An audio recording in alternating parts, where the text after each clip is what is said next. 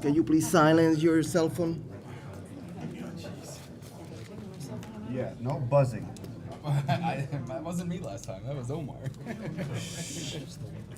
I learned from you. You said almost here. I saw that. I learned from you. No, you did.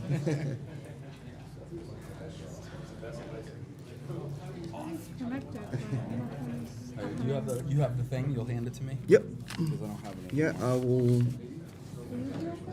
I'll read it. I didn't bring anything this time. No, I think I actually do. I have one. Oh, I have one. You have one? I have one. That's no problem.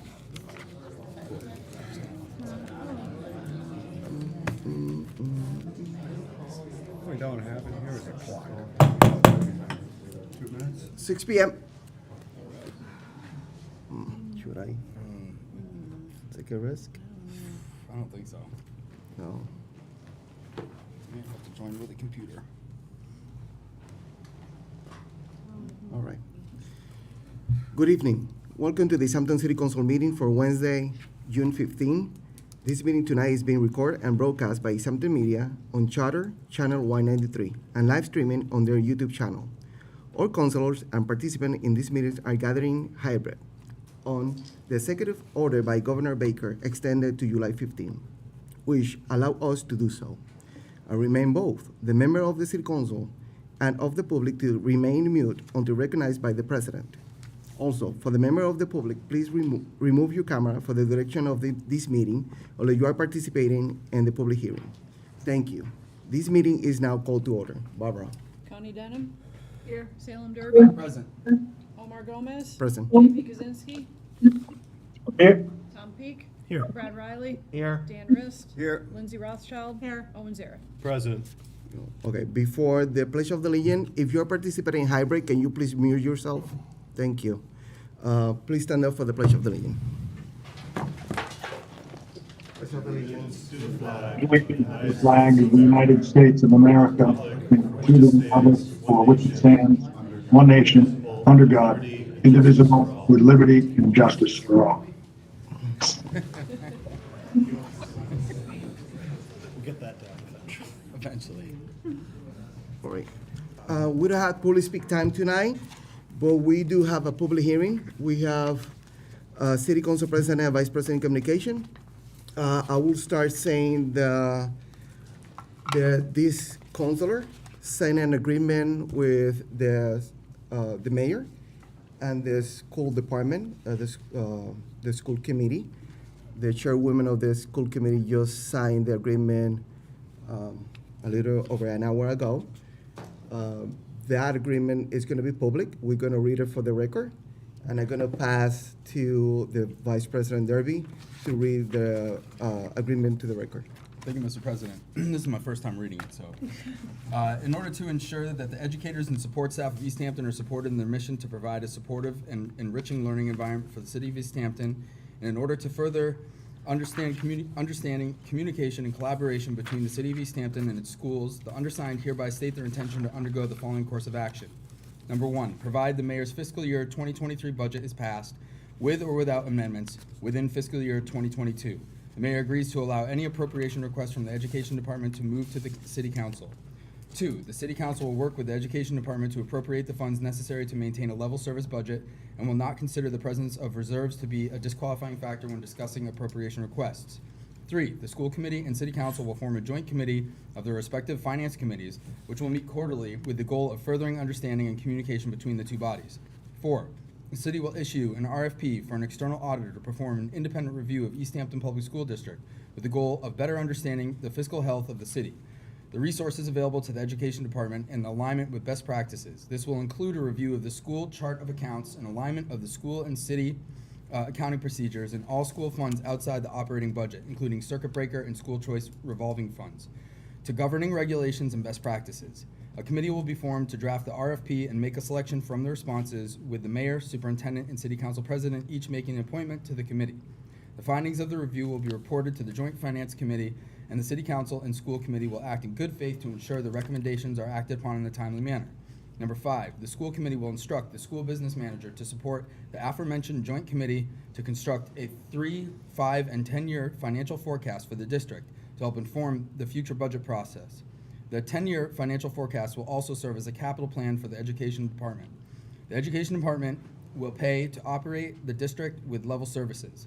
The undersigned parties also acknowledge that members of the City Council and School Committee will introduce resolutions ahead of the passage of the fiscal year 23 budget, stating those respective bodies' intent to act in good faith to uphold and guarantee this agreement through the powers available to them. In the case of the City Council, this resolution will state the Council's willingness to withhold appropriations toward other sources if the tenets of this agreement are not honored. Thank you, Mr. Vice President. I just want to say for the record that this agreement was signed by the mayor, the school committee chairwoman, Cindy Kosinski, and myself. This is not for discussion tonight because we already signed it. But one of the agreement that we have is to do a resolution that we put in place. Is part of the package. And before that, I have to say thank you for the group of people that was negotiating in this for this agreement. To say thank you to the mayor, Nicola Chappelle, the superintendent, Allison Dale. Thank you, the school committee chairwoman. Great job. And school committee member, Ben. And of course, our good friend and colleague, Councilor Peak. You spend a lot of hours and probably a lot of nights thinking about this agreement, and we finally got it. I hear at the school committee that this agreement wasn't perfect. I have to disagree. I think it's perfect because it didn't make happy everybody, and I think that's what is perfect. We work hard in the language. We made this in good faith. I believe that the councilor will support the schools. We believe in the public schools. I do believe in public schools. Don't be fooled. For those people, they don't really believe in public school and support them. I'm one of those that he really believe I'm a product of a public school. My uncle was a superintendent, so I know how it is. My 3 girls went to Easthampton High, public schools. My grandson is going to public schools. So I used to coach in the public schools too. My wife worked in a public school. So I know how important is the school for our society. And that's why we work so many hours to figure it out, to give the money that the school deserve without hurting any other departments in our city. Because the safety, our streets, and everything in our city is really important. I just want to be clear with that. The school is really important, but for us, we need to create a balance. And that balance is important for us and for our constituents. Now I'm gonna pass it to Councilor Peak to read the resolution. And after we have a motion and a second, we can discuss it. And if any councilor object tonight, I prefer to pass this resolution tonight. Councilor Peak. Thank you, Mr. President. All right, so this is a resolution in support of an agreement between the Easthampton City Council, School Committee, and Mayor's Office regarding the fiscal year 2023 budget. And I made it nice and short. Whereas Mayor Nicola Chappelle, City Council President Omar Gomez, and School Committee Chair Cynthia Kwasinski have signed an agreement regarding school funding in the upcoming fiscal year. And whereas this agreement was signed to address concerns about school funding in fiscal year 2023. And whereas this agreement gives the Education Department the financial flexibility to come to the council to address their ongoing financial needs. And whereas this agreement also lays out a process with which the City of Easthampton and Education Department leadership, along with members of the City Council and School Committee, can further understanding when it comes to the finances of our schools. Now, therefore, be it resolved that the Easthampton City Council supports this agreement and commits itself in good faith to the action steps outlined therein. Be it further resolved that the Easthampton City Council will use all tools available to it to guarantee that all parties involved in this agreement will hold up their sides of the deal. Second. Mr. President, I make that as in the form of a motion. Second. We have a motion and a second. to accept the resolution in support of the agreement between the Easthampton City Council School Committee and Mayor Office regarding the fiscal year 2023 budget. Any further discussion from the councilors? Councilor Rest. I just wanted to make a comment. I've been on the city council for a long time. I want to compliment Councilor Peak, and especially you, President Gomez. This is leadership. Going out there and finding a way through this very technically complicated process. It's leadership that I am very happy to compliment you on. Thank you very much for this work, and you too, Councilor Peak. Any other Councilor Riley? Yep, so I just have a brief statement that I just want to read regarding this, if that's okay? Okay. All right, when I took out papers to run for city council, I promised to protect this community of brilliant and engaged citizens. Some of you have maybe heard me say before that the job of representing the people of Easthampton has been easy because you always tell me how you want your city to be run. And it's true. Over the last 6 months, you participated in a democratic process that is surpassing my wildest expectations. I never have to guess how you feel. As it pertains to the budget, it is not an exaggeration when I say that 100% of you who reached out expressed support for our students, our teachers, and the institutions of education. Every single email, text, or post on social media was resounding, and there were hundreds of them because I counted. Easthampton demanded a level services budget for our schools. And a few weeks ago, I sat up here with Councilor Peak while he made a plea for cooler heads to come to the table, to do what is right, and to find a solution that works for everyone. Alongside school committee members, that's exactly what happened. Their leadership over the last 2 weeks delivered a victory for transparency, accountability, and most importantly, for our schools. I am indebted to their service to our community. And to every parent, educator, and student who has reached out to me over the last few months, I want you to know that this is your win too. You are the beating heart of our democratic process. I am so proud of you, and I'm so proud to represent you. Thank you. Thank you, Councilor. Any other Councilor? Councilor Sarah?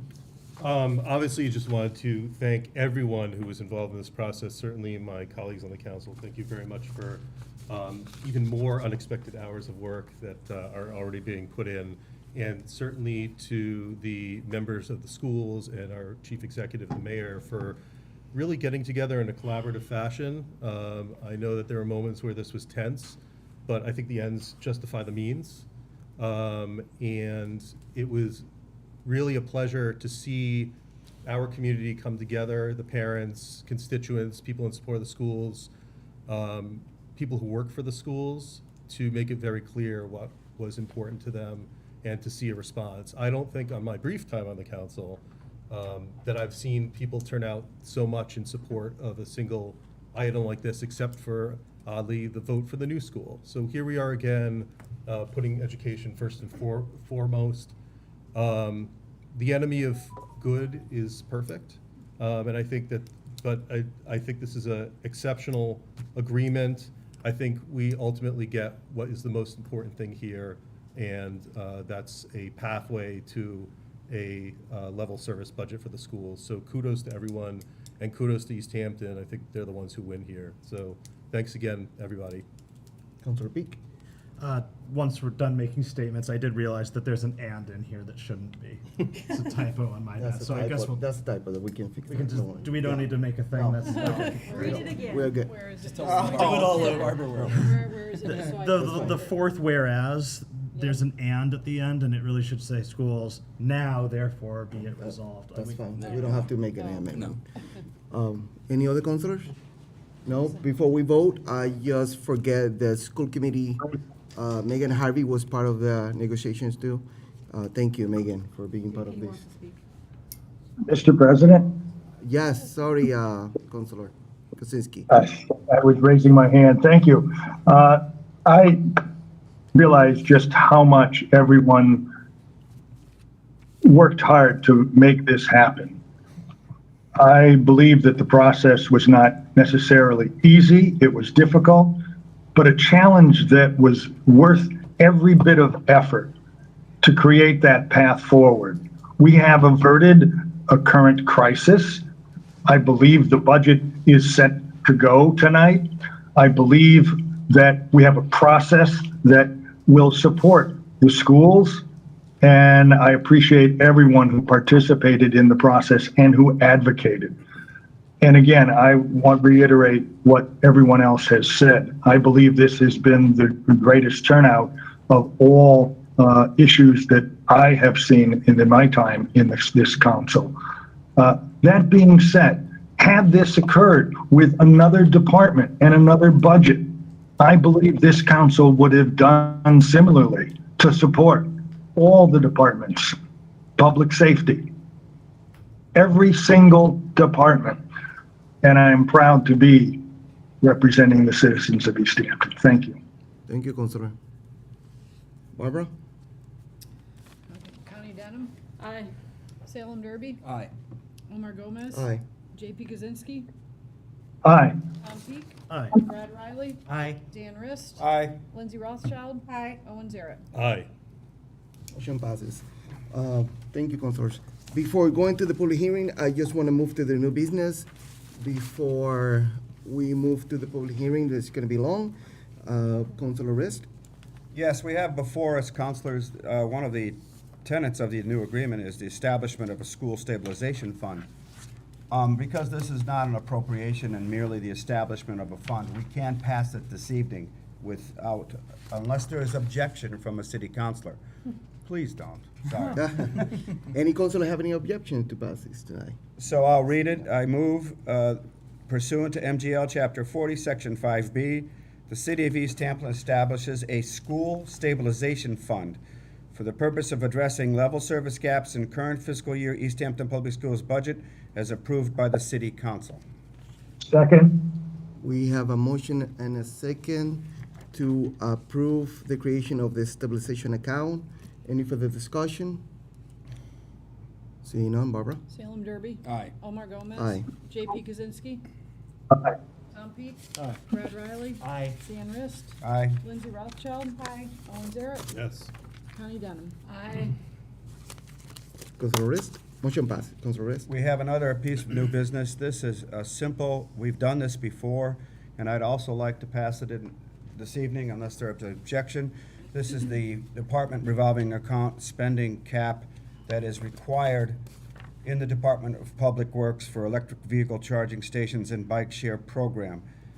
It's a $20,000 cap spending. This is just making sure we're on track for this account. The auditor needs this done. I think we've done it already once, either this year or maybe it had been last year. My memory keeps jumping. Anyway, unanimously voted to establish revolving fund in accordance. We have a revolving fund to collect the funding. This is to cap the spending. So does anybody have any questions? We have Hadel on the call. I want to let her explain to the new councilors what we're doing, so that way you have more clarification of what we're gonna do. Hadel? Yes. So this is the revolving account for EV charging station and bike station. And the name is, it's a departmental revolving account. So money comes in from the charges and it goes into this account. By the state law, it needs to have a cap at the end of the fiscal year for the following fiscal year. And we are asking for setting a cap for $20,000 for expenditure. This account can make, let's say, up to $50,000, and that's okay, but the only limit they can spend on this account is $20,000. If there any reason to increase this cap, the department has to come back to the city council. Thank you, Hadel. For the record, Hadel Patel is our city auditor. Yes, sorry. Any councilor have any questions for Hadel before we make the motion? No. Councilor? I move that the city council cap the DPW revolving fund spending for electric vehicle charging stations and bike share programs at $20,000 for fiscal year 2023 as per MGL Chapter 44, Section 53E and 1/2. Second. We have a motion and a second to for the fiscal year 2023 Department revolving account spending cap. Any further discussion? Seeing none, Barbara? Omar Gomez. Aye. JP Kaczynski. Aye. Tom Peak. Aye. Brad Riley. Aye. Dan Rist. Aye. Lindsay Rothschild. Aye. Owen Zaret. Aye. Connie Denham. Aye. Salem Derby. Aye. Motion passes. I will take a motion to open public hearing. So moved. Second. We have a motion and a second to open public hearing. Barbara? JP Kaczynski. Aye. Tom Peak. Aye. Brad Riley. Aye. Dan Rist. Aye. Lindsay Rothschild. Aye. Owen Zaret. Aye. Connie Denham. Aye. Salem Derby. Aye. Omar Gomez. Aye. Motion passes. Councilor Rist? So, the budget. There are 10 sections to the budget.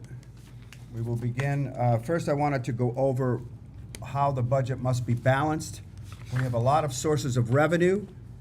The main source of revenue is our tax collection, primarily property taxes. We were allowed to increase that 2.5%. That's the Prop 2.5 that was done, many decades ago. That tax limiting proposition makes sure that we don't raise taxes too much. Now, the other source of revenue that's pretty exciting is we did get more money from the cherry sheet, which is the local aid that we get from the state, but also our local receipts went up quite a bit, and that's a lot of things, park entrance fees, all kinds of fees that every department collects, but also excise taxes. They're up a lot. Thank you, Easthampton, for buying new cars. Because of that, the mayor was able to give us a budget that's almost $3 million more than the budget last year. Our total expense, our budget last year was $45,900,466. Our budget this year is $48,541,883.64. It's a huge increase. And the mayor is much more confident this year in her revenue and her team's revenue expectations, which is why we can present this budget with confidence. The mayor, in fact, all the mayors I've worked for, and I'm probably the only one the council has worked with all of them.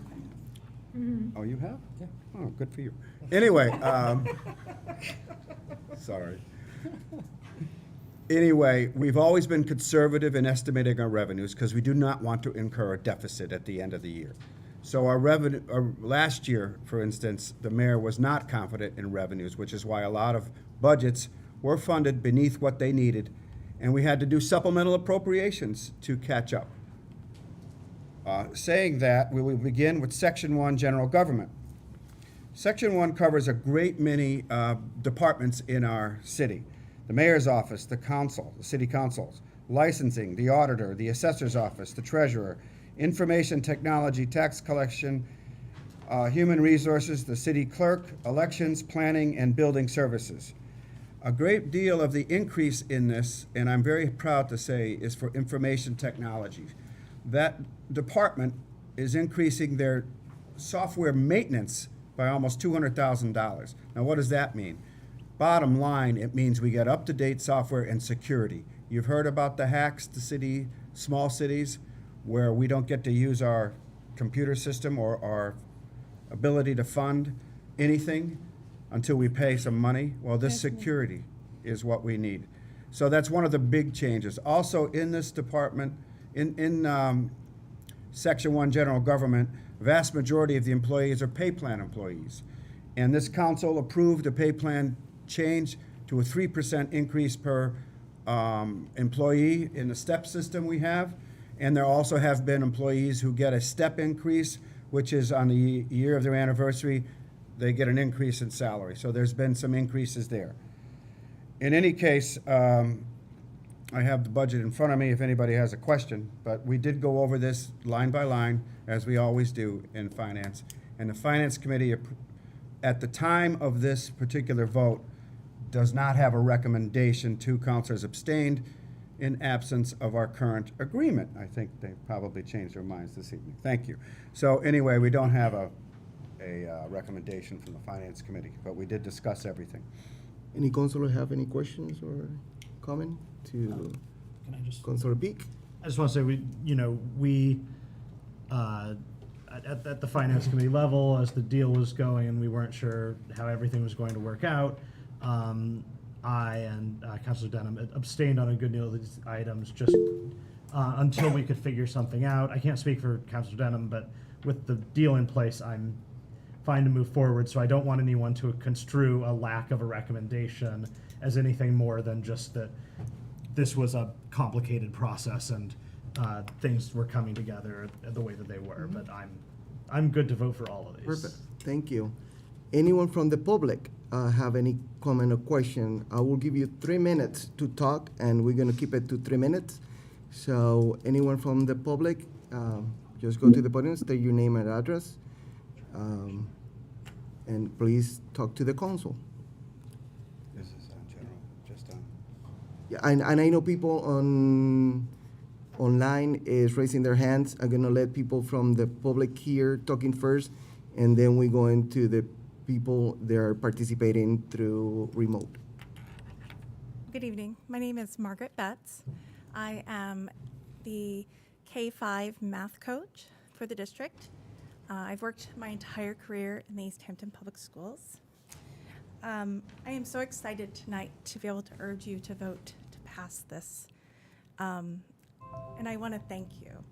On my drive here from Maple to town, because I drive back to Greenfield in a few hours, I saw 2 parents walking here. And it made me think about how lucky we are to live in a place where we can peacefully protest. I am so grateful that we were able to share our values with you and for you to be able to hear those values and to come together with a resolution. To live in a democracy is the greatest gift. And to have people in this room right now who may not agree with each other and may have been angry at each other, but to all now peacefully be in this room and to be able to move forward for the benefit of the students and the children and the community of Easthampton is exactly why I do the work I do, and it is exactly why teachers and parents and other members of the community came out again and again and again. To be in a democracy means to have faith that people can work together and resolve their problems. And I just want to thank you so much, and I'm excited for your vote. Thank you. Thank you. Anyone else from the public here? And this is just on general government, the general Yes, government yep, section, right? general Just to government, yeah, clarify. Okay. yeah. Shelby?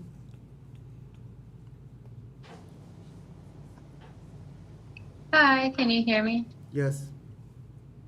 I'm Shelby Lee and I'm in Ward 4. I just wanted to speak about the budget. I'm sure most, if not all of this budget will pass as is, but I have to express my sadness at seeing this body continue to underfund and undersupport many of its municipal assets, while continuing to significantly increase budgeting and incentives for the police department. The police department in this town gets whatever they ask for whenever they ask for it, and this is not at all the situation for most of our other municipal assets.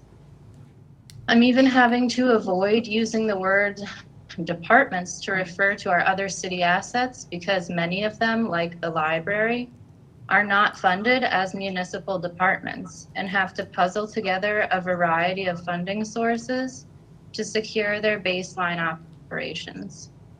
This non-municipal status also excludes them from being able to participate in and offer jobs to seniors in the senior work program. The school committee even had to get a special letter and agree to a third-party audit to get the same flexibility with funding that the police department has already been receiving without question. Even if we want to ignore the truth that policing at its core is an institution based on racism and classism that cannot be reformed or trained away, and that our own police department is guilty of conducting traffic stops and using force against people of color at a significantly higher rate than is representative of our population, it seems impossible to be able to overlook the amount of money and support they get over other city departments. Most of our municipal employees do not get anywhere near the same type of education incentives or base pay as the police department, but are repeatedly on the chopping block when it comes to funding, or not even considered when there are available funds up for grabs. An example is cannabis revenue. In 2021, the EPD received 86% of the cannabis revenue funds, receiving at least $624,424 via supplemental appropriations.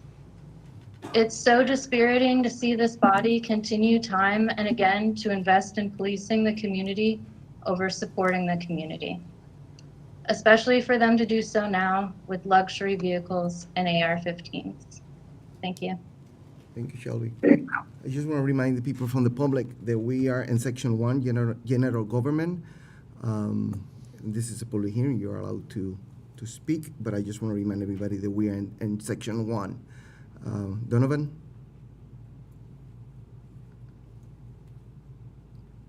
Hi, can you hear me?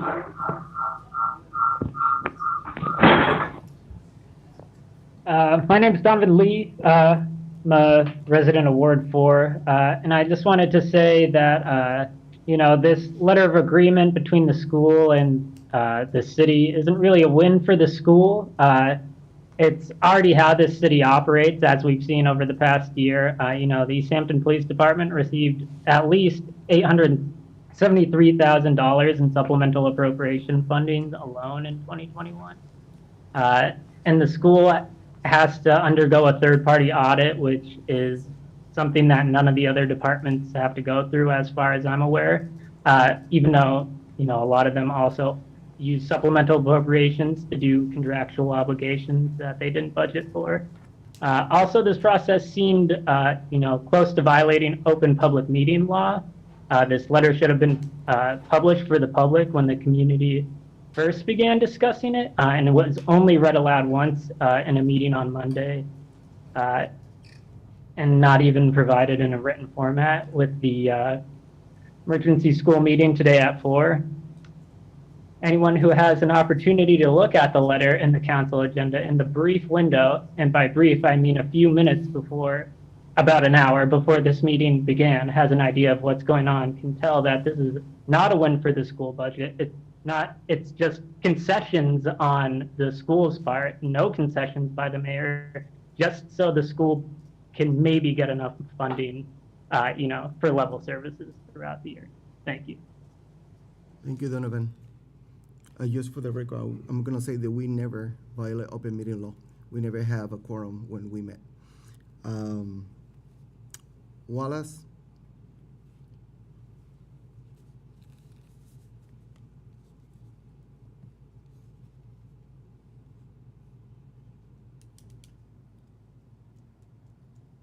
Wally?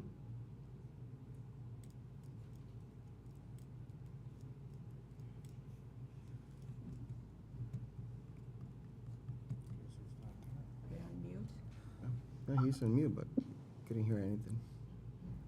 Point of information, Mr. President, is it possible to instruct the user how to turn on the microphone? I think he did. He did, because I couldn't see that he's muted. So. Okay. You He's right can there. hear me? Okay, very good. I don't mean to belabor the subject, but it was June 1st of 2020 when I fell as the result of a sinkhole. Wally, on June we are, this public hearing is for the budget.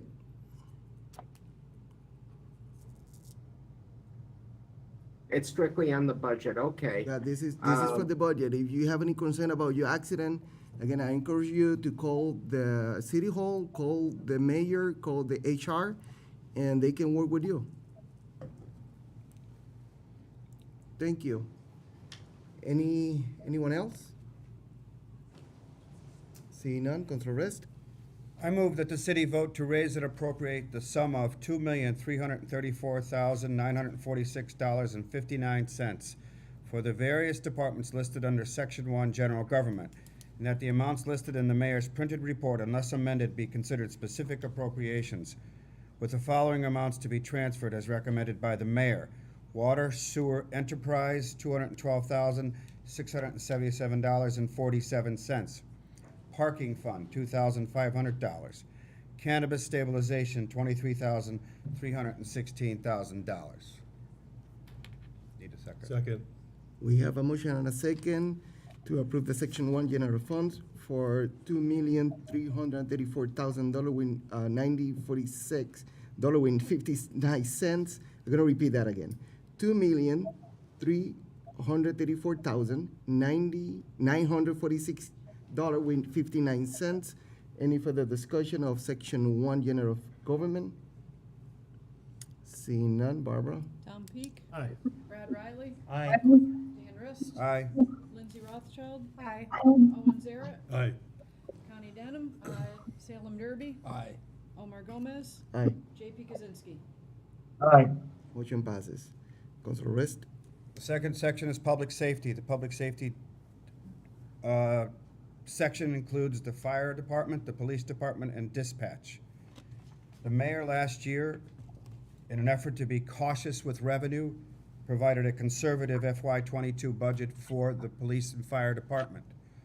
The increase this year that you see is really only 3% over actual adjusted budget. And yes, there were supplemental appropriations during the year, which the mayor conceded were necessary, primarily because of union collective bargaining negotiations, which had to be paid for. The increase is only about 3% for both police and fire.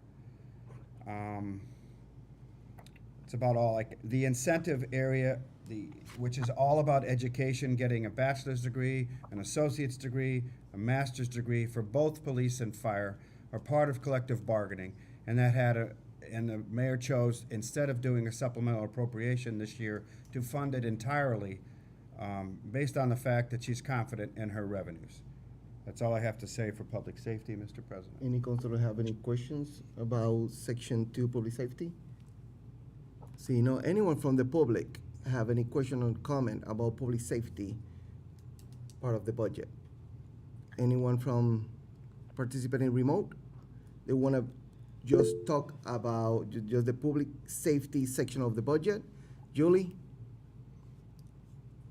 Hi, thank you. My name is Julie, and I live in Precinct 1. First, I just wanted to say I am so grateful for the mayor and the school committee and our counselors for coming together as a team to collaborate in a solution to the school budget issue. I don't need to tell you how vital it is to vote yes and approve the FY 2023 budget, as well as the detrimental impact it will have on our entire community if not passed or any section is cut. We are fortunate in Easthampton to be able to have a budget where the level of services can be sustainable for our future and to meet our needs and exceed them whenever possible. And passing the budget will do this. Thank you all for your hard work and collaboration that brought us to this point of passing the FY23 budget. I will end just saying the future is bright when we all work together, and leadership sets the example. Thank you. Thank you, Julie. Shelby? I just wanted to add that the police budget increase is between 12 and 17% based on the numbers provided to the public. Thanks. Thank you, Shelby. Anyone else from the public? Seeing none, Councilor Rest? I move that the city vote to raise and appropriate the sum of $6,761,666.49 for the various departments listed under Section 2 Public Safety, and the amounts listed in the mayor's printed report, unless amended, be considered specific appropriations as recommended by the mayor. Second. We have a motion and a second to approve Section 2 Police Safety, $6,761,666 with 49 cents. Any further discussion? Councilor Saret. Thank you, Mr. President. Just a general question regarding the budget. With the incentives included for police and fire in the budget as opposed to anticipated appropriations at some other point, does this imply that we, as the city, will likely have more free cash available for other appropriations this year than we had last year? Want me to answer this? Councilor Rist? free cash is always a question mark. How much we have is dependent on closing the books, and our auditor does a great job in getting it to the DOR. As for the incentives, I did say that the mayor fully funded it because now we have the collective bargaining contracts are in force. And as a result, she is well aware of the needs for those departments. So rather than, and because revenues look good, she did fund them entirely. I don't believe we're gonna need to refund those kinds of issues. Let's hope we keep overtime down. That might be the only area that we have to worry about. Thank you, Councilor. For both departments. That answer your question, Councilor? I believe so, yeah, I think. Any Mr. other Councilor have any question? Mr. President, Councilor Kuczynski, can you please just raise your hand? I'm watching all the time you, so. I know, I was actually, I know you're watching Yes, and it may be look, difficult. Councilor, I wanted to look point out everybody and then that- I look at the computer, so I know you are raising your hand. I know, I don't know if you noticed that Mr. Rapoulis had raised his hand at the same time you were calling on Councilor West, and I think. Councilor, thank you. I do saw it, but he was late, so he have another opportunity to talk to the council during the process. Thank you, Councilor. Any other Councilor have any questions? Comment is about public safety.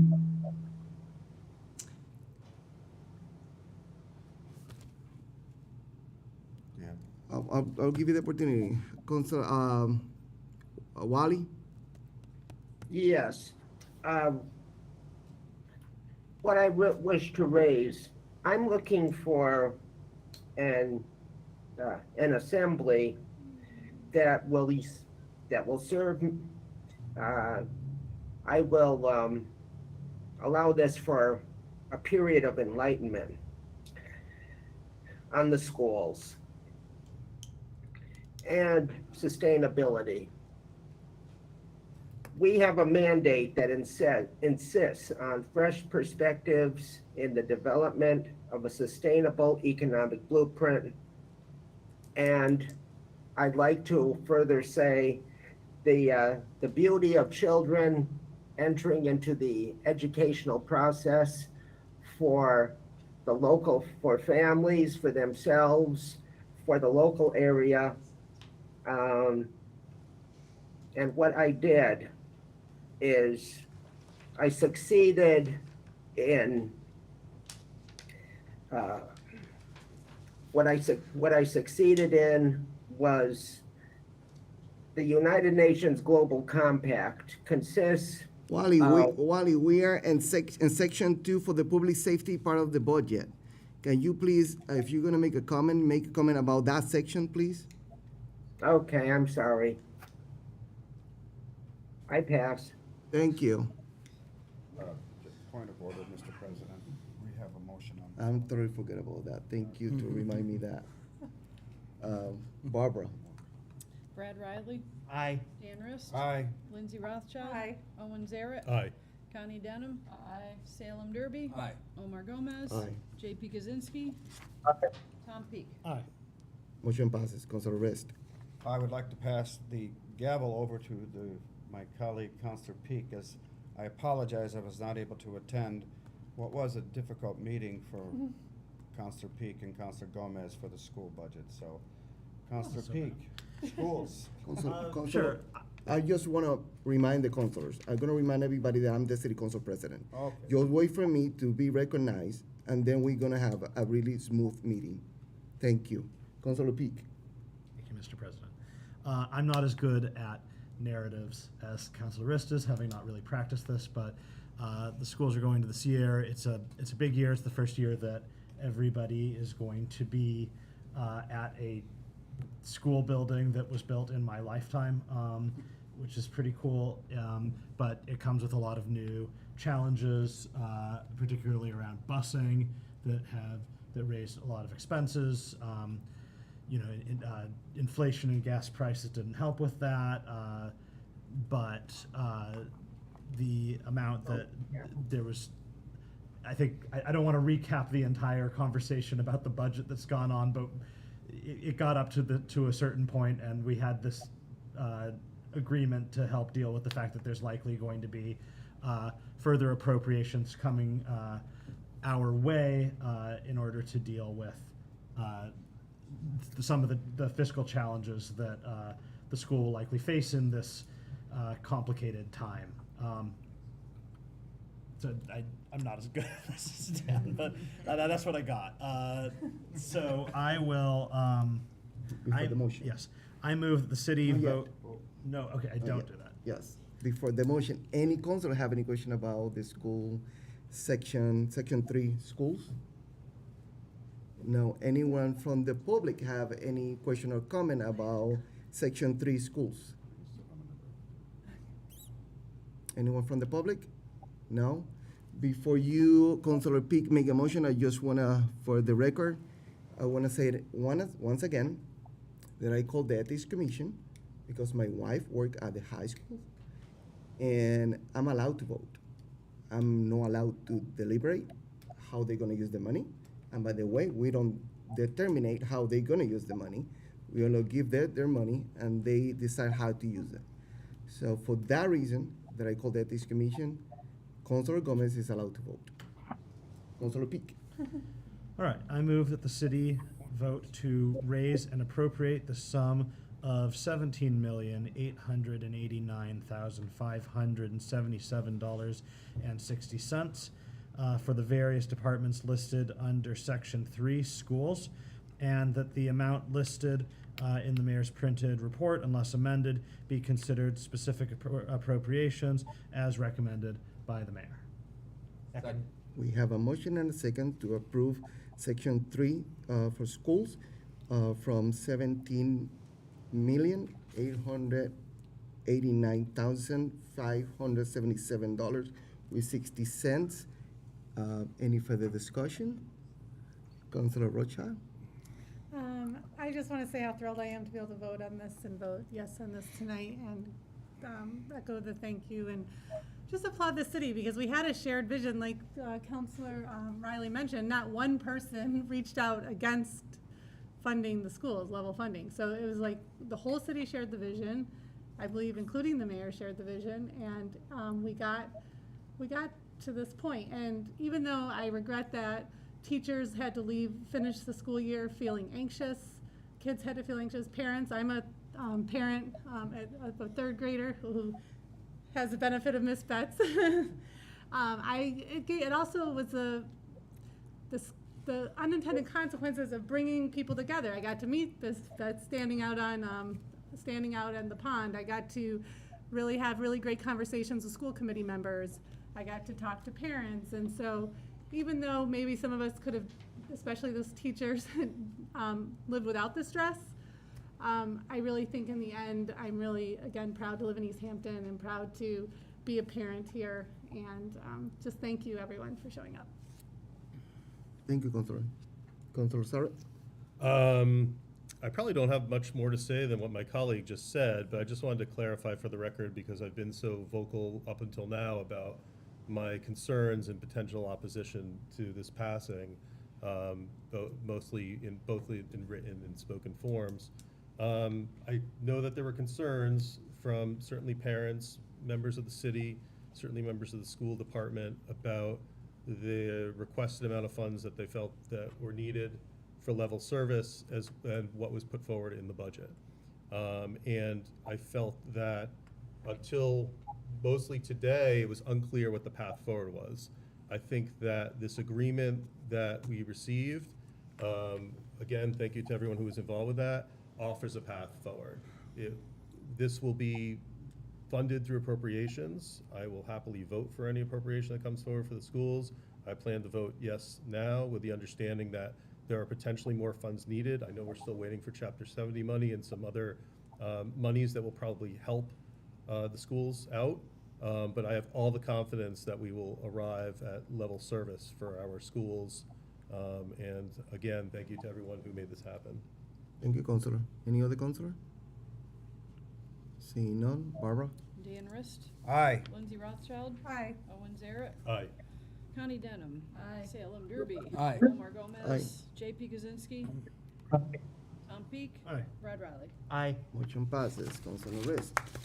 Section 4, Public Works. Let's talk a little bit about the great work that our Department of Public Works does. They deal with all the fuel for the entire city, and that's one of the areas that's gone up in their budget. We have the engineering department, the highway department dealing with snow removal, fixing streetlights, motor repair, repairing all the vehicles of the city, and traffic. Department of Public Works does a great deal of work. The budget that's presented is pretty much a level service budget with only the additions required because of step increases and pay plan increases. So it's not a huge increase. Thank you, Mr. President. Any councilor have any questions about Section 4 Public Works? Seeing none, anyone from the public have any question or comments about Section 4 Public Works? I don't see anyone. Councilor Rest? I move that the city vote to raise and appropriate the sum of $1,915,538.97 for the various departments listed under Section 4 Public Works, and that the amounts listed in the mayor's printed report, unless amended, be considered specific appropriations with the following amounts to be transferred as recommended by the mayor. Water Sewer Enterprise, $458,813.39. Sale of lots, $2,500. We have a motion and a second for Section 4 Public Works for $1,915,538 with 97 cents. Any further discussion? Seeing none, Barbara? Lindsay Rothschild. Aye. Owen Zaret. Aye. Connie Denham. Salem Derby. Aye. Omar Gomez. J.P. Kaczynski. Aye. Tom Peak. Aye. Brad Riley. Aye. Dan Rist. Aye. Motion passes. Councilor Rist? Human Services. The largest increase in this budget is for the Board of Health and the Health Department. Given the pandemic and the fantastic work they've done, it was recognized by the mayor that they need some assistance, so there's been a staffing increase. That's the major increase in their budget. And I have to say thank you to all of the people involved in that. For the record, and it's not an ethic thing, I can vote on this, my daughter Beth is on the Board of Health. The other sections in Human Services, I lost it, Mr. President. Veteran Services, the Veterans Department's done a fantastic job, and that's part of a regional Veterans Department. I think we work with South Hadley. So I'm very happy that the work that Michael does for us. Thank you, Mr. President. I lost my train of thought. I apologize. Any councilor have any questions or comment about this Section 5 Human Services? See none. Councilor Kaczynski, no. Anyone from the public have any comment or question about Section 5 Human Services? I don't see any. Councilor Rest?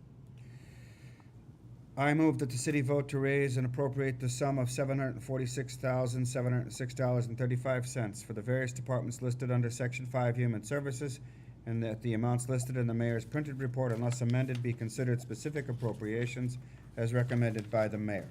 Second. We have a motion and a second for Section 5 Human Services to approve $746,706.35. Any further discussion? Seeing none, Barbara? Owen Zaret. Aye. Connie Denham. Salem Derby. Aye. Omar Gomez. Aye. J.P. Kaczynski. Aye. Tom Peak. Aye. Brad Riley. Aye. Dan Rist. Aye. Lindsay Rothschild. Aye. Motion passes. Councilor Rist?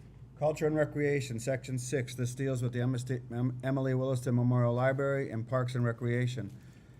The library's budget is a few $1,000s higher than that is required by law this year. And the Park and Recreation Department's budget is also slightly increased due to the fact that we're finally having an open park after 2.5 years. So there is some temporary, addition of temporary employees, et cetera. Thank you, Councilor. Any councilor have any question or comment about Section 6 Culture and Recreation? Councilor Saret? Just a quick comment that our library needs all the help we can get. I know it's not going to be solved in this budget, but just a plea going forward. I've been shown some very convincing evidence that without finding more ways to raise money, whether it be through budgeting or otherwise, our library is in big trouble of existing in 6 years. So as we look forward to future fiscal years, we really need to be thinking about how to support this institution one way or another. So just wanted to put that out there. Any other councilors? Anyone from the public have any questions or comment about Section 6, Culture and Recreation? Seeing none, Councilor Rest. I turned the page. I move that the city vote to raise and appropriate the sum of $642,197 for the various departments listed under Section 6, Cultural and Recreation, and that the amounts listed in the mayor's printed report, unless amended, be considered specific appropriations with the following amount to be transferred as recommended by the mayor. Second. We have a motion and a second to approve Section 6, Culture and Recreation for the budget of amount of $642,197. Any further discussion? Seeing none, Barbara? Connie Denham. Aye. Salem Derby. Aye. Omar Gomez. Aye. JP Kaczynski. Aye. Tom Peak. Aye. Brad Riley. Aye. Dan Rist. Aye. Lindsay Rothschild. Owen Zaret. Aye. Motion passes. Councilor Rest. Section 7, Debt and Interest. I'm happy to report that this budget is down because we have renegotiated our bonding, and our interest and principal payments are down this year. Also, I want to compliment the mayor for I think it's the third year in a row, she's using tax rate stabilization, $150,000, to reduce taxation required for our override votes, the debt exclusion override votes for the school. This was not necessary, so when you hear we've raised our taxes 2.5%, you can drop $150,000 of that tax down because the mayor has provided this funding. A lot of that is because we do have revenues we haven't had in the past. So this is good news. We're paying our debts and we don't have to pay as much. And we've got, I'll say this, our bond rating is why we're paying a lot less interest than we would have if the bond rating was higher. I'm sorry, lower. I found out I can't get any higher because we're not a big enough city. So. Any councilor have any questions or comments about Section 7, debt and interest? Seeing none, anyone from the public have any question or comment? Seeing none, Councilor Rest. I move that the city vote to raise and appropriate the sum of $4,734,555.01 for the various departments listed under Section 7, Debt and Interest, and that the amount listed in the mayor's printed report, unless amended, be considered specific appropriations with the following amounts to be transferred or raised as recommended by the mayor. Water Sewer Enterprise, $394,405.01. Debt exclusion taxation to be reduced by reserves for amortization, $3,310. Tax rate stabilization, $150,000. Second. We have a motion and a second to approve Section 7, debt and interest for $4,734,555 with 1 cent.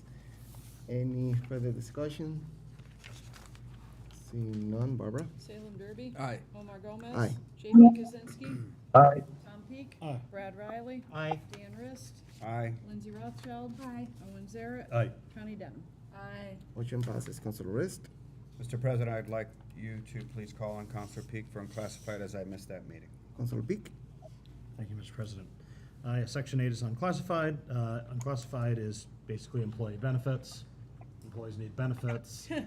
Employees of government organizations usually don't work there because the pay is great, but they often do work there because the benefits are good, so we gotta pay the benefits.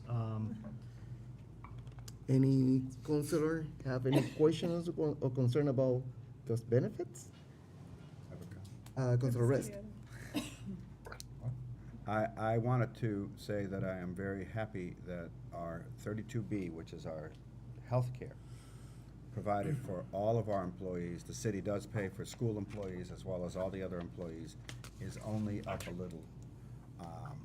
When everybody's health care premiums seem to skyrocket, we're managing this quite well, and I thank our financial team for those negotiations. One of the reasons it's lower is our employees seem to be less of a risk to these to our insurance trusts. So keep up the good work, employees. So. Any other councilors? Anyone from the public have any comment or question? Seeing none, Councilor Peak. Okay, I move that the city vote to raise and appropriate the sum of $9,934,943 for the various departments listed under Section 8 Employee Benefits, and that the amount listed in the mayor's printed report, unless amended, be considered specific appropriations with the following amounts to be transferred as recommended by the mayor. Water sewer enterprise, $660,777.16. Second. We have a motion and a second to approve Section 8 unclassified employee benefits for $9,943,943 with no cents. Any further discussions? Seeing none, Barbara? Omar Gomez. Aye. J.P. Kaczynski. Aye. Tom Peak. Aye. Brad Riley. Aye. Dan Rist. Aye. Lindsay Rothschild. Aye. Owen Zaret. Aye. Connie Denham. Salem Derby. Aye. Motion passes. Councilor Rist. Section 9 is community preservation. This did pass the Finance Committee 3-0 because the Community Preservation Fund is separate from the general fund. Community preservation is funded through taxation, which was voted by the public, a 3% tax on property values, as well as matching funds from the state. What I want to also get a little bit out there is the misinformation that this is a big increase in budget. It is actually a big increase in revenue from the previous year. We have a much higher match, and because of, unfortunately, housing assessments, our taxes are higher for community preservation, so our revenue is very high. The Community Preservation Committee only budgets funds for administration for the beginning of the fiscal year, which is primarily the salary of the administrator for this fund. The remaining parts of this $785,000 are moved to various accounts. For instance, there's 3 accounts the state requires at least a 10% appropriation for. We've funded it much higher, $110,000 for historic preservation, $110,000 for for affordable housing, and $110,000 for open space and recreation. These funds, along with the $250,000 we have been setting aside for the Old Town Hall project, which we've all approved and supported, is where the money goes. So the budget is not exactly the same as other budgets. We fund projects which come through our committee regularly. We have just recently signed a letter of intent to fund up to $1 million for affordable housing over the years. That's a big one. And I just read our agenda. We're about to help the park department with especially our pools. So that's the kind of projects we've been doing. And if you walk on the boardwalk or you ride the rail trail, that's the CPA. So I'm very proud of my work with the community preservation, as you can see. Councilors, if you have any questions. Any comments? Thank you. Any councilor have any question? Anyone from the public have any question or comment about this section? Seeing none, Councilor Rist. I move that the city vote to raise and appropriate the sum of $785,000 for the various departments listed under Section 9, Community Preservation, and that the amounts listed in the mayor's printed report, unless amended, be considered specific appropriations with the total amount to be raised and appropriated from the Community Preservation Fund as recommended by the mayor and the City Council Finance Committee. Second. We have a motion and a second to approve Section 9, Community Preservation, for $785,000. Any further discussion? I have a question, but I'm you sorry, may not want we have a to. motion and a second while you're not allowed to talk. We have a motion and a second. Any counselor have any? No. Barbara? Connie Denham. Aye. Salem Derby. Aye. Omar Gomez. Aye. JP Kaczynski. Aye. Tom Peak. Aye. Brad Riley. Aye. Dan Rist. Aye. Lindsay Rothschild. Aye. Owen Zarek. Aye. Motion passes. Counselor Rist? The last section is Section 10 Enterprise. It was also passed 3-0 because the Enterprise Department deals with our sewer and water works. And the sewer and water works are run like a business. This is for the community's understanding. Everybody pays sewer and water fees, which funds the enterprise budget. As it is a separate fund than the general fund, the Finance Committee did recommend this 3-0. It is another section where our Department of Public Works works diligently to keep running, and our sewer and water infrastructure is in a very difficult position right now. It needs help, and we've been appropriating funds constantly for its maintenance. And unfortunately, replacing a sewer line or fixing the wastewater treatment plant is very costly. So that's what Enterprise does, and happy to answer any questions. Any counselor have any questions or comments? Anyone from the public have any question or comment about Section 10 Enterprise? I don't see any. Counselor Rist?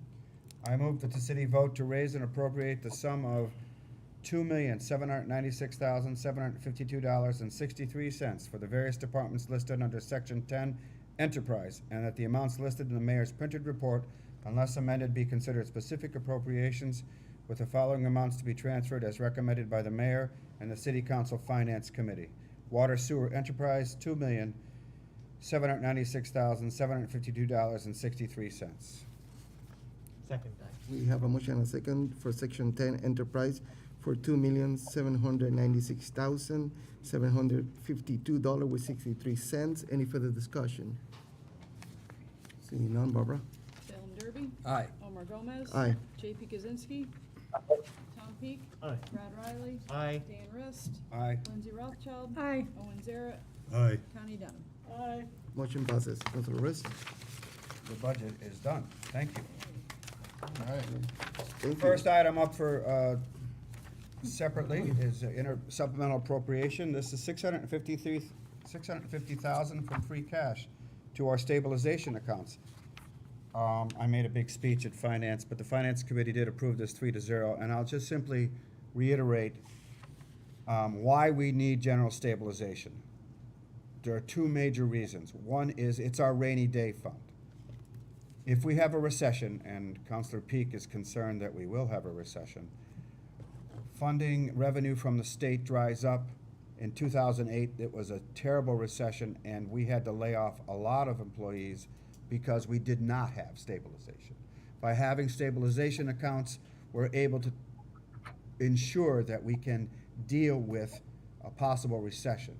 Also, capital stabilization was done a few years ago to put money in there in case we have some serious urgent need to repair capital, such as a dangerous wastewater treatment plant. I always bring that up because it's old and it needs constant repair, and if it goes down, we don't want to think about that.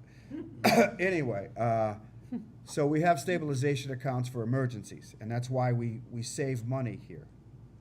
Free cash goes away at the end of the fiscal year and is reformulated, but at the end of the year, we do have stabilization. Our savings accounts constantly overturn, and we always have them. Just for the purpose of your knowledge, free cash after these transfers this evening will be $308,615 remaining, and if it won't be used, it goes into the kitty and will be reappropriated in the fall by the DOR when it's calculated. In retained earnings is the enterprise fund's free cash. They have $1,564,282.20. Our auditor assures me that that money, although it will go away at the end of the fiscal year, will probably come back. That helps fund those in a more appropriate way, not an emergency, those big capital projects in sewer and water. Also, the biggest thing that stabilization does for us, it tells the bonding agencies that we are a stable government and riskless government. We now have a AA+ rating, the highest rating you can get for a city or town, and it has saved us thousands, if not hundreds of thousands of dollars when we bond for a $109 million school. So I wanted the public to know this. Thank you for listening. Thank you, Councilor. Any councilor have any questions or concerns or comment about this supplemental appropriation? Councilor Sarat? Thank you, Mr. President. May I address a question directly to the Finance Chair? Sure. Sorry. Yes, Councilor. Thank you, Mr. President. This is more for, and thank you for the explanation, Mr. Chair. This is probably more for my clarification, but also for the public, just because this came up juxtaposed to some of the discussions around funding other departments. When we move this out of free cash, these other accounts, if we needed that money for other purposes, can we move it out of those accounts for appropriations? The mayor can fund anything out of general stabilization.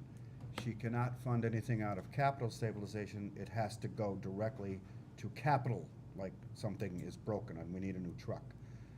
The new establishment of the school stabilization account can only go to the schools. When you put something, the cannabis stabilization account, the cannabis money goes in there. It can only be cannabis money that goes in there. We can't move money into that.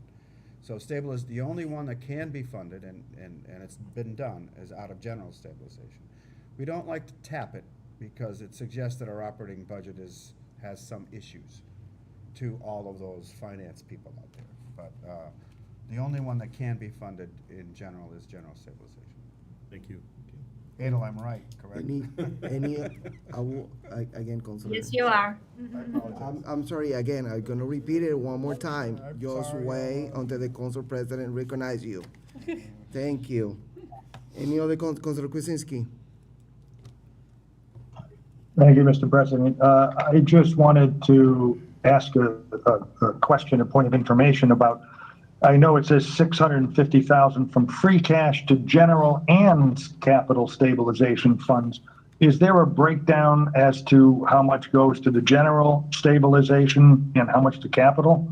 Yes, Councilor Kuczynski, is 260,000 to general stabilization and 390,000 for capital stabilization.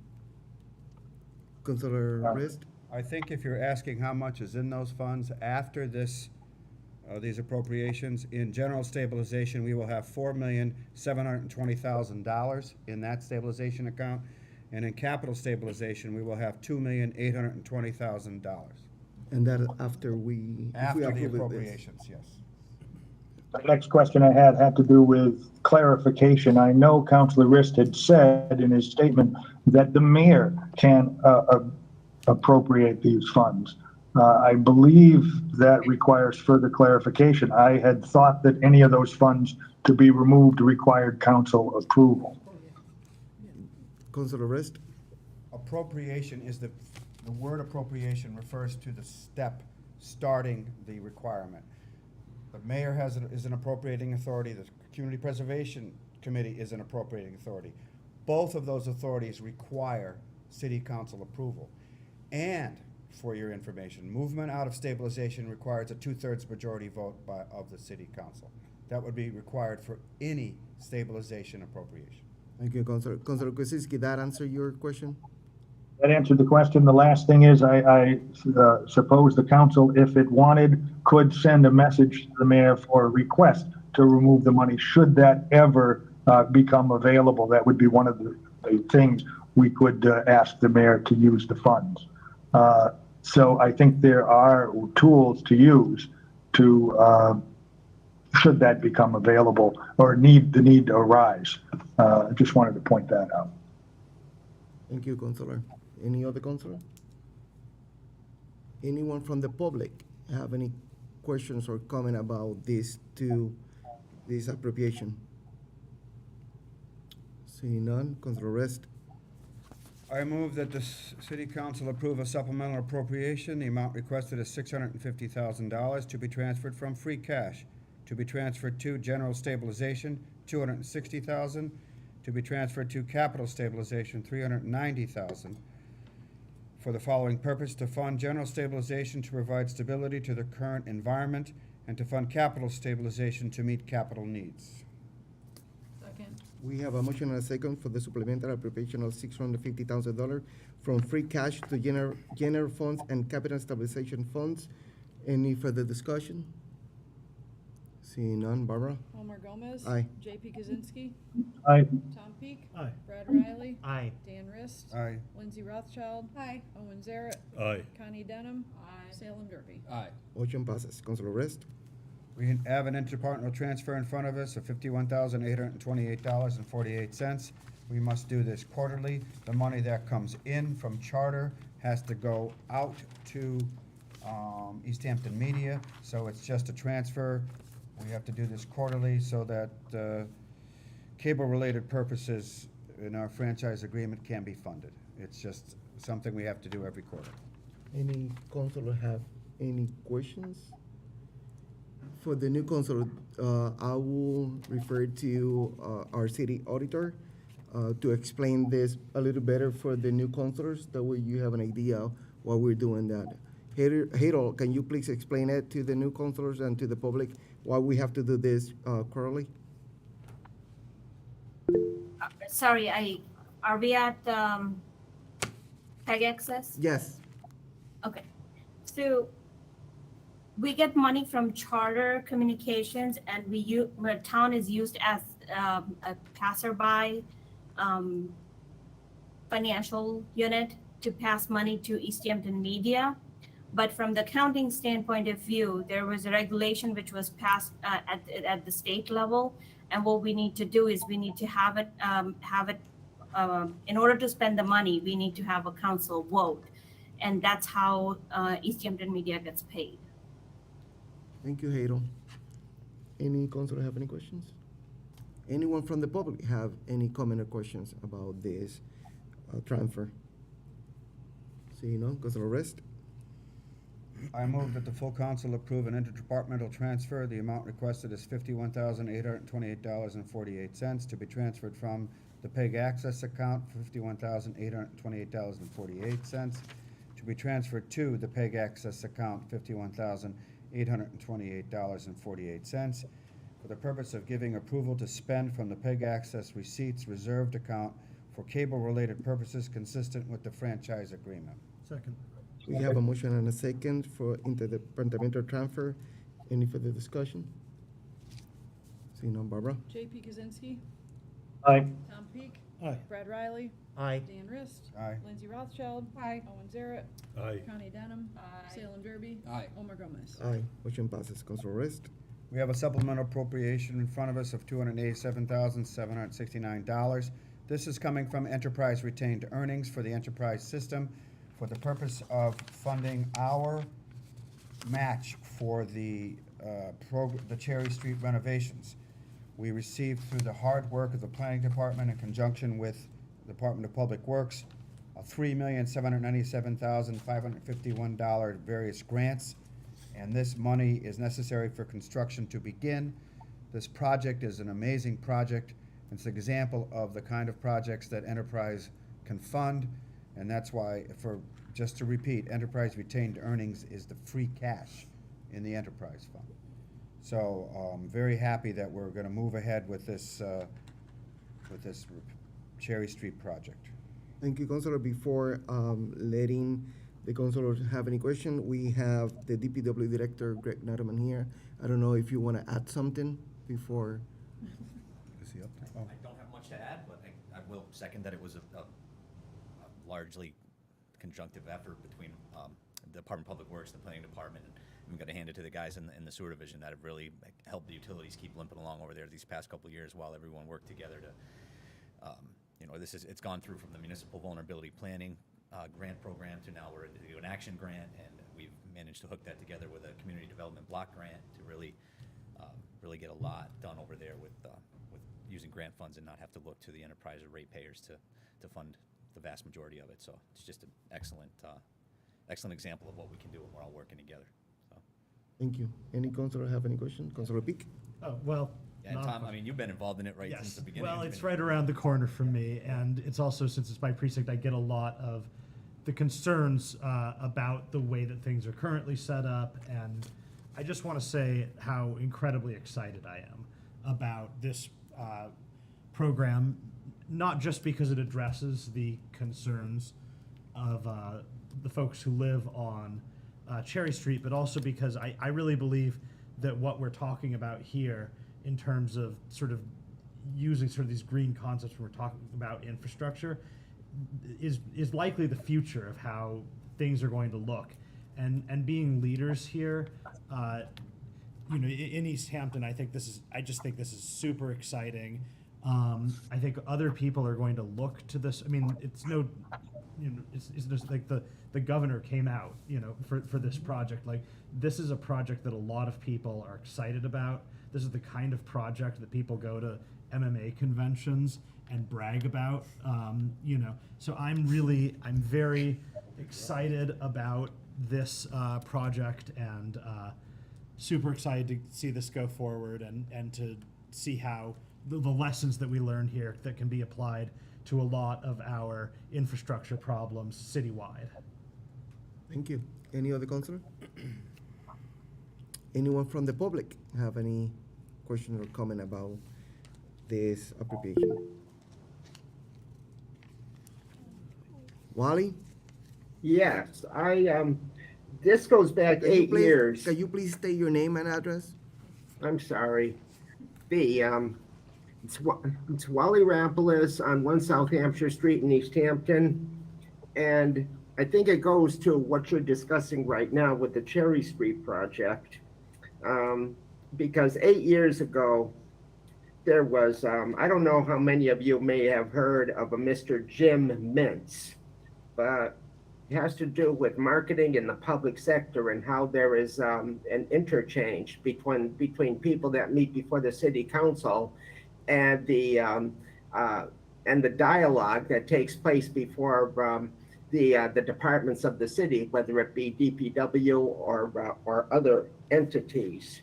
But one of the things that I point out or I picked up in this article, which was written in Canada, is that what may be seen as promotion is actually the product is the community working together. It's trust between the individuals, the taxpayers of the entity, and the management of the entity, which is, of course, the city council. And as long as you have this kind of interplay that results in resounding success over having not only just an idea, but an idea that becomes a project, and a project like with the schools that operates within specific timelines and within budget. That speaks not only to effective management, but it also speaks to the forward moving thesis behind this community and the emphasis that it places, whether it has to do with public safety or the school system. The whole idea, like the council has mentioned, of working together, it takes, there is no contest, no threat that anybody in the community, that they don't have a vote, that they may not be seen as having a vested interest in the activities of the community, but more evidence of what we're seeing right now. It's just going to be more of a vote for the future of the city. And again, not in dollars and cents, but just through human exchange, because in that there's not going to be any. Thank you, Wally. Yeah. Thank you. That's 3 minutes. Anyone else? You're welcome. Seeing none, Councilor Rest. Better remember what we were doing. Could I have Move that the full council approve a supplemental appropriation. The amount requested is $287,769.80 to be transferred from enterprise retained earnings, $287,769.80 to be transferred to the Cherry Street project, $287,769.80 for the following purpose.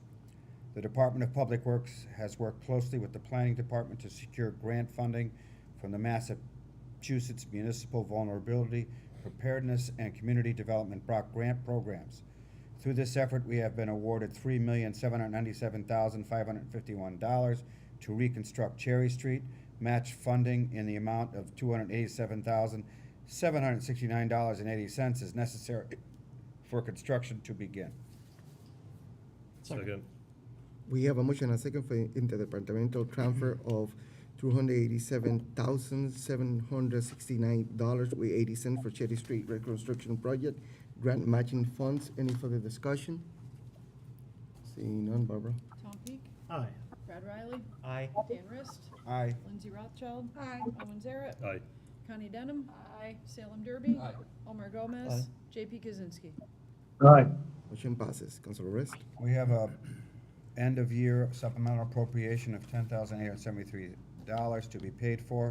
It's an injured on duty prior fiscal year bill. It's a 2018 bill that was discovered through the Cabot Risk Insurance. It was a deductible that was outstanding. We often get these at the end of years when they do their books. They find out that we owe them money. So that's all this is it's what's called an old bill, and obviously we have to pay it. Any councilor have any questions or comments about these appropriations? Seeing none, anyone from the public have any comment or question? Seeing none, Councilor Rist? I move that the full council approve a supplemental appropriation.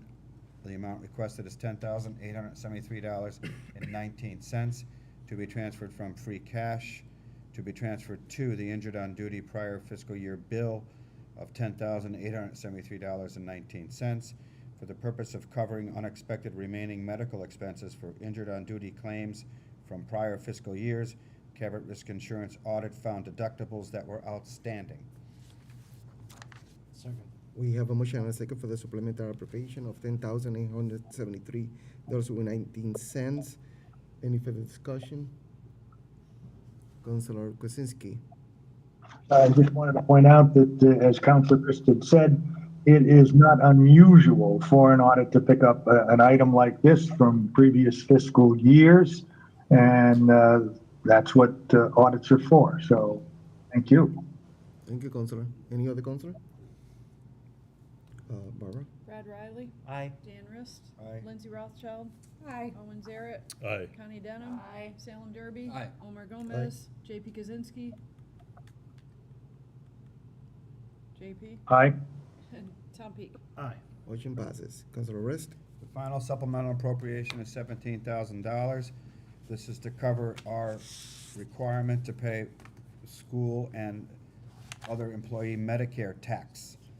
We paid the premium recently. We have to pay the tax, catch up on it at the end of the year.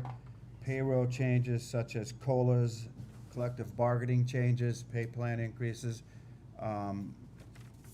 required us to collect more Medicare taxes than were budgeted. So we have to pay it now at the end of the fiscal year. Any councilor have any questions? Anyone from the public have any question or comment? Seeing none, Councilor Rist? I move that the full council approve a supplemental appropriation. The amount requested is $17,000 to be transferred from free cash, to be transferred to the school Medicare account, $5,000, to be transferred to the Medicare tax account, $12,000, for the following purpose: to cover the remaining fiscal year required Medicare taxes. Second. We have a motion and a second for the supplemental appropriation of $17,000 to cover Medicare tax for the remainder of fiscal year 2022. Any further discussion? Seeing none, Barbara? Dan Rist, Aye. Lindsay Rothschild, Aye. Owen Zaret, Aye. Connie Denham, Salem Derby, Aye. Omar Gomez, Aye. JP Kaczynski, Tom Peak, Aye. Brad Riley. Aye. Motion passes. Look like we do everything what we have on the agenda. We'll take a motion to adjourn. No, Mr. President. How about closing the public hearing? I'm sorry. You Why are you hired me? correct. I'm hired. I think You a are lot of money. correct. You got me in that one. Motion to close the public hearing. Second.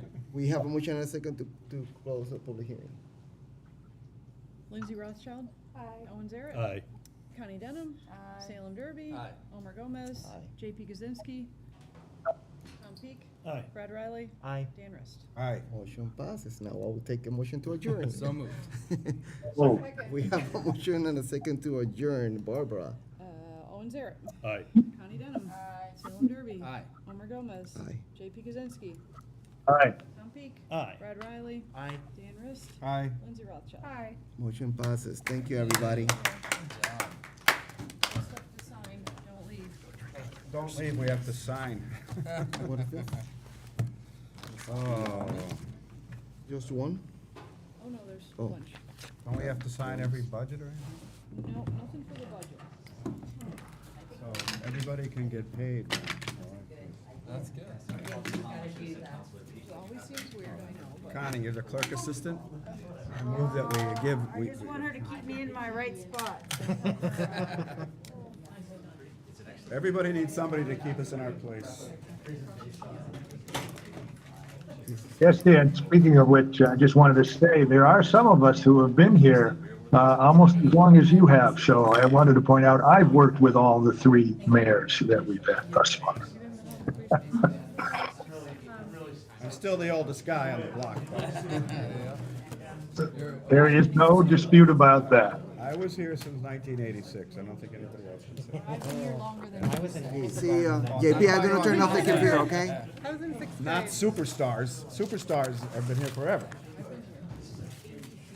Wow. I remember when your name was